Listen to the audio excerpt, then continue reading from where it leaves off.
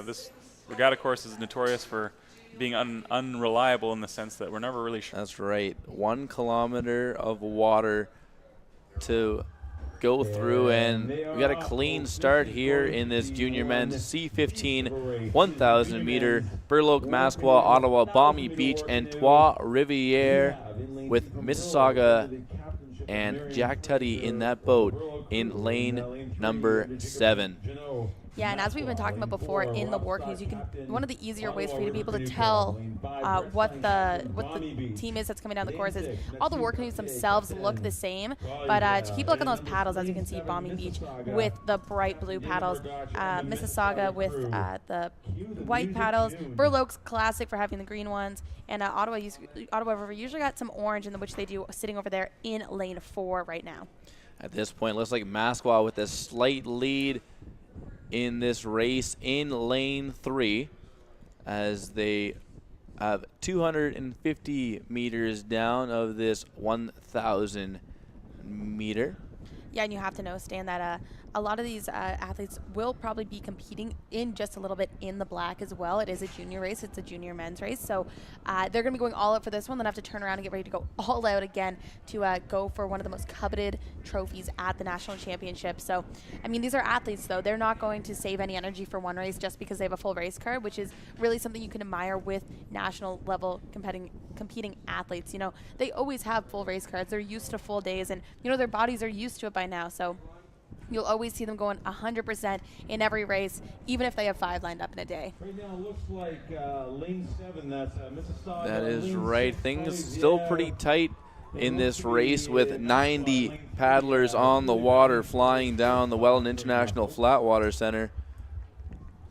Looks like Trois Rivières with a little bit of a lead, but Mississauga coming right up beside them in lane 7. It looks like the 2 boats out there with a little bit of a lead on everyone else. You can see the white paddles right here with Mississauga, but making some, they don't want to really push too hard yet. They're in a nice steady pace right now, and but we can't count out that boat over there from, it looks like Masqua out on the side, also creating a nice lead. It looks like we're going to have a 3-boat race heading into the last 250 meters, Stan. That's right. It's Mississauga on the left of your screen. Those blue paddles from Trois Rivières to their side, and the white paddles on the right-hand side from Masqua. They look like the crews that will be challenging for the medals as we near the about 300 meter to go mark in this race. A great pace so far in this one by all these crews as they push that boat down the water. Yeah, and as they approach the 200 meter mark, because we're going to see the coaches start to yell in the back, and they're really going to have to bring up that paddle speed, and it's all going to be on that person right in the front to set the pace. The coach in the back yelling at them to get it ready, and heading this last 200 meters. As we have a 3-boat race, it's now turned into a 200-meter race rather than just 1,000. Trois Rivières still with a bit of an edge over Mississauga as we get down to the wire here in this junior men's C15 1,000 meter. But really pushing on that far side is Masqua, extending a bit of an edge themselves over top of those 2 boats from Ontario and Quebec. But Trois Rivières, they're looking for that final kick. It's all about that kick in the last 100 meters.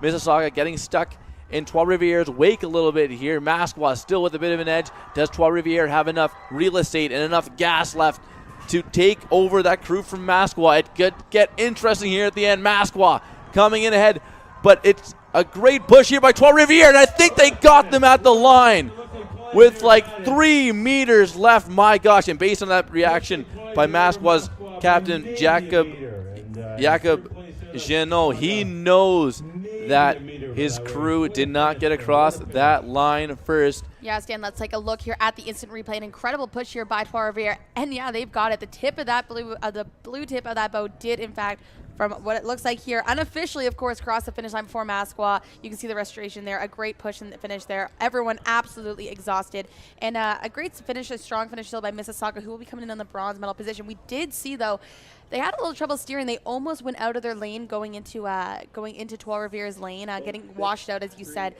in their wash just a little bit. So their captain, Dana Morgoch, did have to, take a minute to steer. Luckily, he had come out with enough of a lead. But yep, that is Trois Rivières that will be capturing that gold medal in the men's C15. And as we said, absolutely incredible when you have a 1,000-meter race and it comes down to literally the last dying meter, maybe not even a full meter. 21 hundredths of a second dividing the crew from Trois Rivières, captained by Matthew Pelletier. And you just saw